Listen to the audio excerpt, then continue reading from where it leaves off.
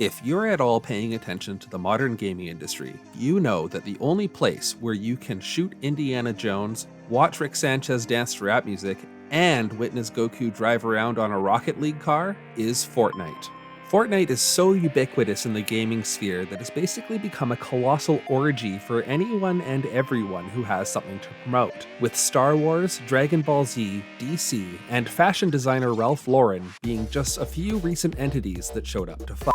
Far from a flash in the pan, Fortnite generated $5.8 billion in revenue in 2021, which was the game's most profitable year to date. Any way you cut it, Fortnite is a gigantic party that has been raging for years without me ever having once come through to see what all the fuss is about. So why am I here now, a full 5 years after its release? You see, my shtick is I review whatever game a random number generator tells me to, and this time, the RNG brought me here to this. For anyone else who is uninitiated, Fortnite is what is known as a battle royale game, a genre which is based on the early 2000s cult film Battle Royale, wherein Japanese school children are left on an island and forced to slaughter one another until only one is left standing. Fortnite is like a happier, dancier, less horrifying version of that. Here's how it works. The game is a third-person shooter that has you and up to 99 other players fling yourselves out of a flying bus to whatever point you choose on the battle island. Over time, the game area will get smaller, forcing players into closer proximity.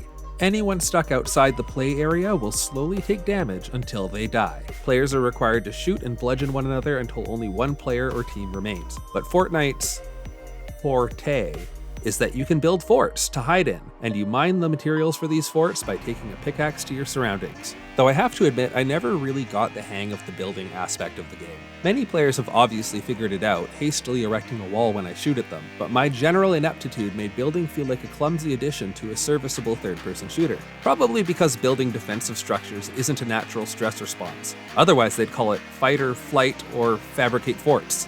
You don't start with any equipment, so you have to scrounge, forage, and murder for decent gear. There's a selection of weapon types that each have their own functions, such as shotguns and SMGs for close quarters combat, and assault rifles and sniper rifles for fighting from a distance. Fortnite is a good-looking game. The cartoonish visuals make it less of a challenge to pick out your enemies against the landscape than in other Battle Royale titles, and the exuberant brightness of everything adds a sense of fun to what is otherwise a pretty grim style of game. When you take someone out, they don't fall to the ground spurting blood out of their neck while grasping towards the heavens. Instead, a little robot shows up to teleport them away while their gear shoots out like confetti.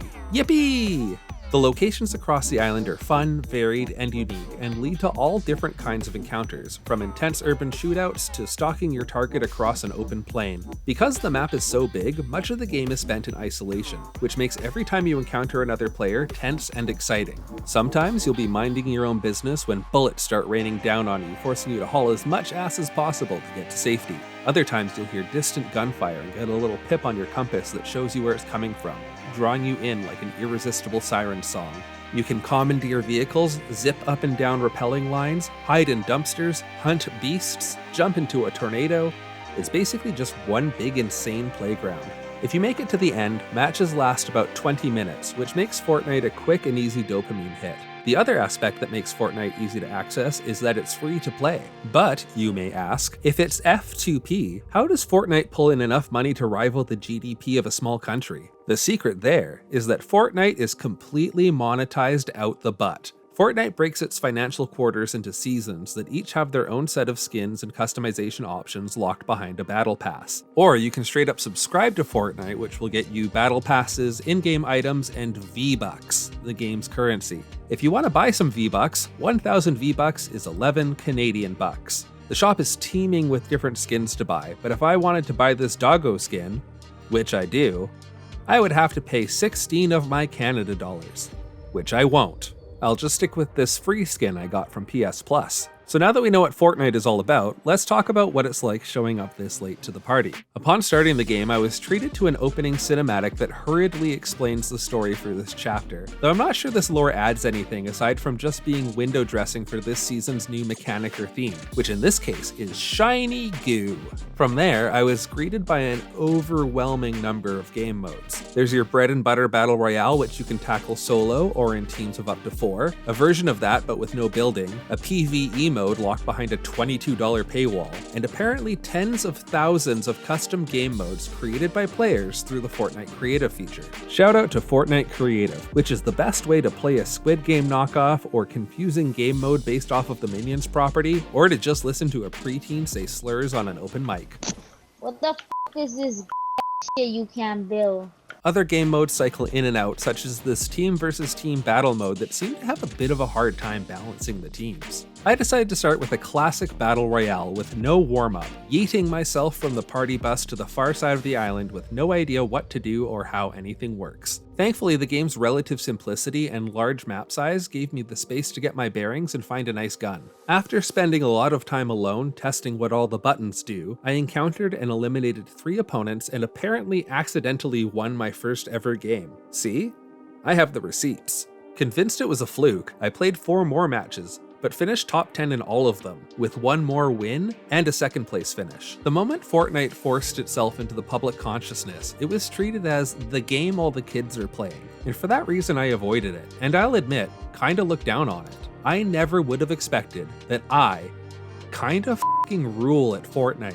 I seem to have no issue tracking down enemies and winning firefights by employing basic strategy. I stayed alive in a lot of instances by realizing that sometimes you just gotta run away real scared-like when you're at a disadvantage. I was starting to get a sense of what all the fuss is about. Games are fast, exciting, and accessible for anyone to pick up and play. For instance, I got my friend Jambient, who had also never played Fortnite, to team up with me on duos, and we played 2 games and won them both. We went into the session as friends and came out as champions. And murderers. Tired of all this winning, I decided to check out one of the user-created servers, which is where I discovered the secret to my success. 5 years on, it's still all kids. I'm done. First one here. First one. Oh, no. Second one here. You see, you don't get to hear people on mic in the main game mode, and nowhere in any open mic server did I hear an adult voice. Just kids and preteens on mics their parents bought them, with skins they purchased because they asked for V-Bucks for their birthdays. It dawned on me suddenly that boasting about my skill in Fortnite was about as cool as bragging about how many middle schoolers I could beat up. For reference, I think I could comfortably fight 8 to 10 middle schoolers simultaneously without getting overwhelmed. My ego bruised, I turned to a game mode that I hadn't noticed before: competitive ranked battle royale. There are some good Fortnite players, and they all seem to play ranked. And you know what? In competitive ranked Fortnite, I am worse than trash. I went from winning many games in casual to not being able to get a single kill in any ranked match. My first match, I didn't see a single other player until we were down to 7 of us, and the first person I did encounter put me down like I was an injured horse. Oh, and it turns out the building mechanic is pretty awesome when you know how to do it. Watch this person just build stuff at me until I get so overwhelmed I don't even notice they've killed me. How can a game be so simple yet so deep that I can either be the best or wet garbage at it depending on who I'm playing against? I guess that's the magic of Fortnite. It's a game finely tuned enough that it can be whatever you need it to be. Ranked mode should have shamed me enough that I turned the game off for good, but instead I launched back into casual battle royale and racked up a respectable 7 kills, including taking out these 2 in one go, and warping through a wall to get the drop on the last opponent to secure victory. If Fortnite can be whatever I want it to be, why shouldn't it be an ego boost? With the mics off, who's to say who I'm really playing against? And even if it was confirmed that everyone I was playing against is 9 years old, would you choose to be the worst player in ranked when you could be a god among 9-year-olds? I know what I choose. Now give me your loot, kid. It's time to answer the question, would I play this game if I were not destined to do so? For Fortnite, the answer is yes. Fortnite strikes an incredible balance of simplicity for new players and depth for veteran players that makes it fun and engaging no matter your skill level. The cartoony game design further evokes a sense of fun rather than the intense stress I felt playing other more realistic battle royale games. The intensity to which monetization invades every aspect of the game wasn't my favorite, because many times I really was tempted to drop money on overpriced cosmetics, and I can only imagine how that preys on a player base which is largely composed of children. And there are like a lot of game modes, probably too many, none of which I felt lived up to how good the main game mode is. I'm sure there's something for everyone there, but to me it felt like over-the-top embellishments on a simple game that works. That's it for this episode, my doggos. Thanks for taking time out of your busy schedule to watch a man in his 30s play Fortnite. If you want to squad up and build forts together as a stress response, swing by the Discord server and state your intentions. Link is in the video description. Until next time, make sure to tell your parents you want V-Bucks for your birthday, and I'll see you all soon on Random Game Reviews. Big shout out to my supporters on Patreon. I took to the Discord server to ask, which unlockable cosmetic skin would you be more likely to drop 10 bucks on? Random Game Reviews or Woodle? I respect the results.